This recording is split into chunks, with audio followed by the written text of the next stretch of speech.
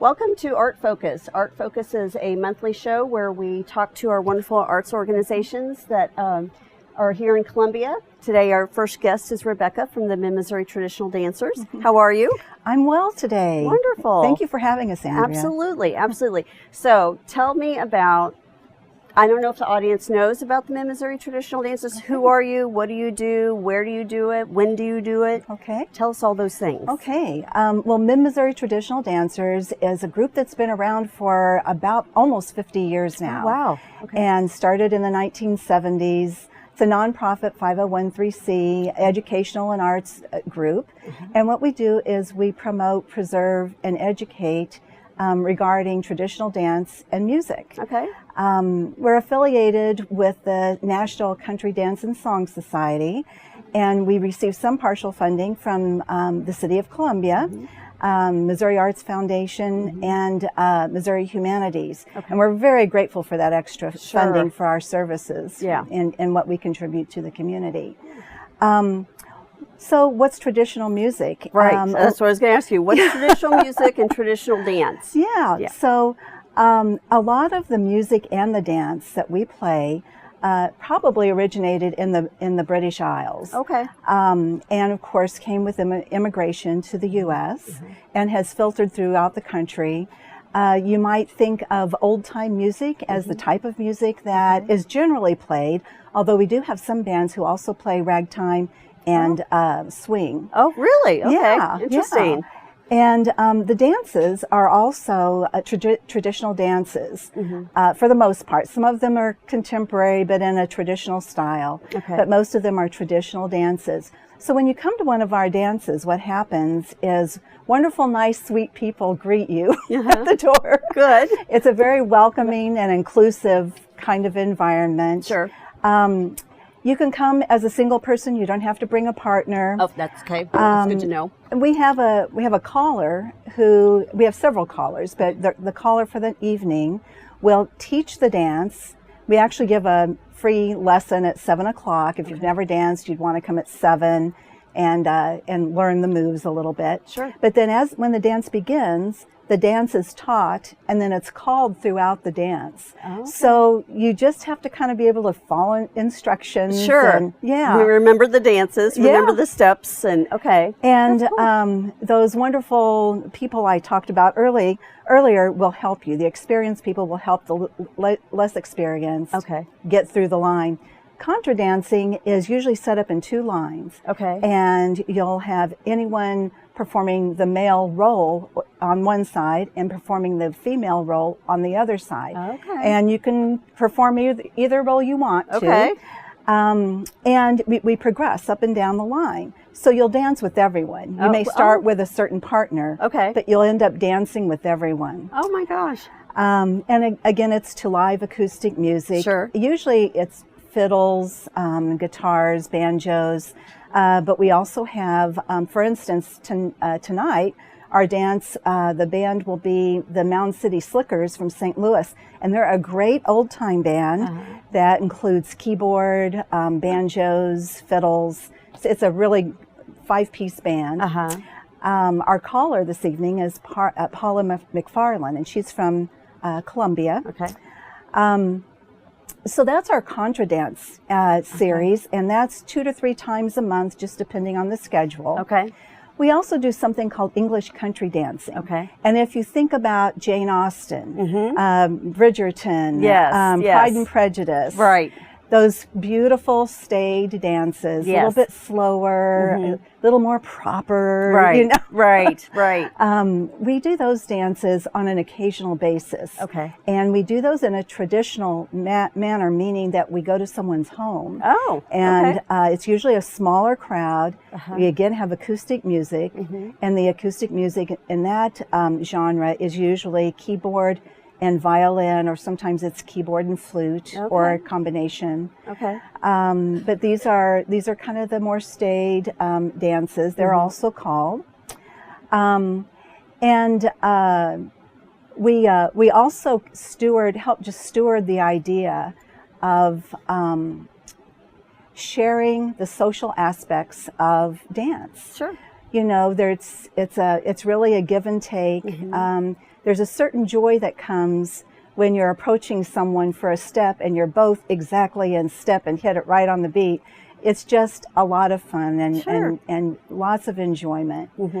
How do we keep this tradition alive? Yeah, that's what I was going to ask. So that's, I mean, because you've been doing it, you said the group's been around for 50 years. So yeah. I'm hoping that younger audiences are participating, and we sure, well, we're meeting more younger people, but the way we try to keep this alive is basically through teaching through oral history, and I'll use that in both oral with an O and oral with an AU, because it's both speaking and listening. We have callers parties where the callers will teach other callers how to call, and then give new callers an opportunity to practice their calling and get feedback from more experienced callers. Also at those dances, we'll have other musicians come in and try, just kind of practice playing in a small group like that and playing for a dance. So it's a little different playing for a dance. You have a certain number of measures and everyone has to be on the beat, and that sort of thing. So that's one way that we keep the tradition alive.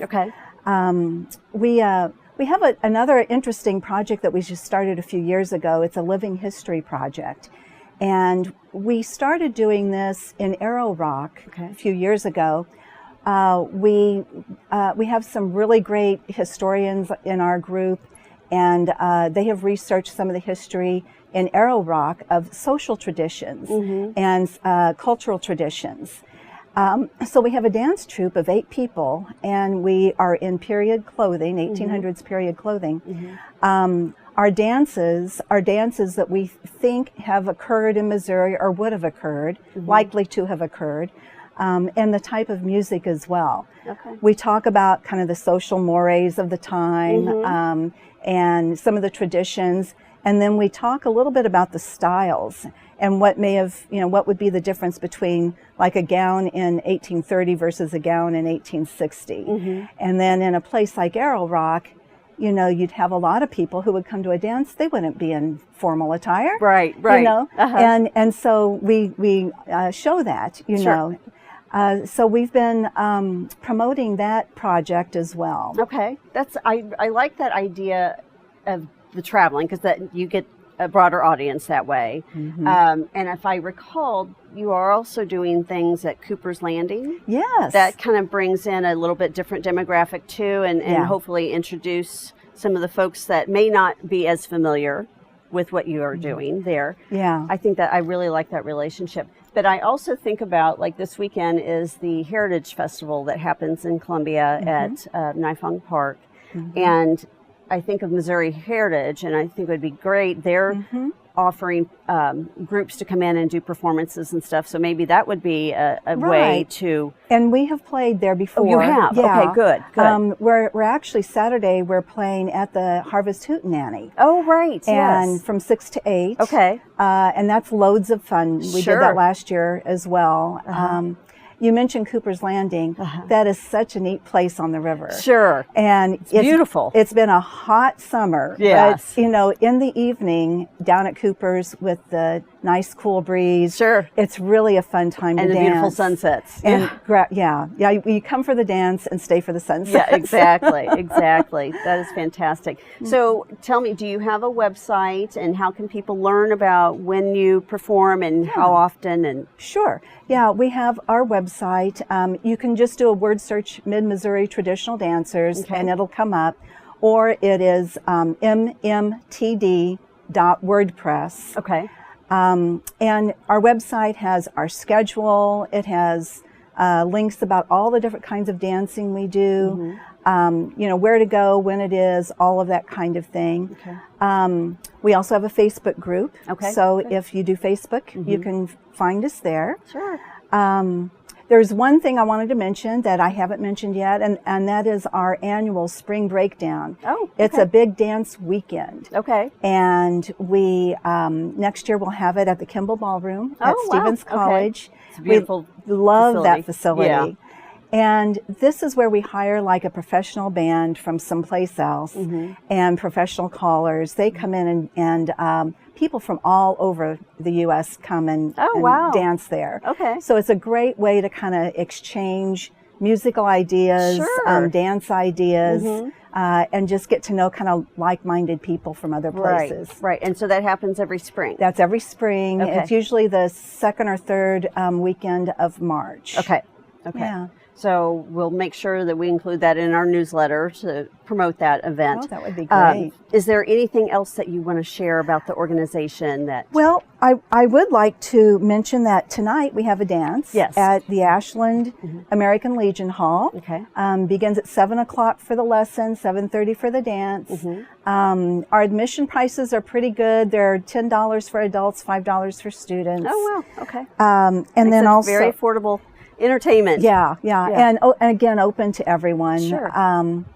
And then Saturday we play at the Harvest Hootenanny from 6 to 8, and we have 2 different callers calling for us that night. Okay. So that should be a really nice evening too. Yeah, it sounds wonderful. Well, thank you for what for continuing this wonderful history and bringing this to mid-Missouri and beyond and continuing that tradition. I think that's important that we lose sight of those things sometimes, and you hate to see those things go away. So it's important to continue it. So thank you. Well, thank you very much. Yeah.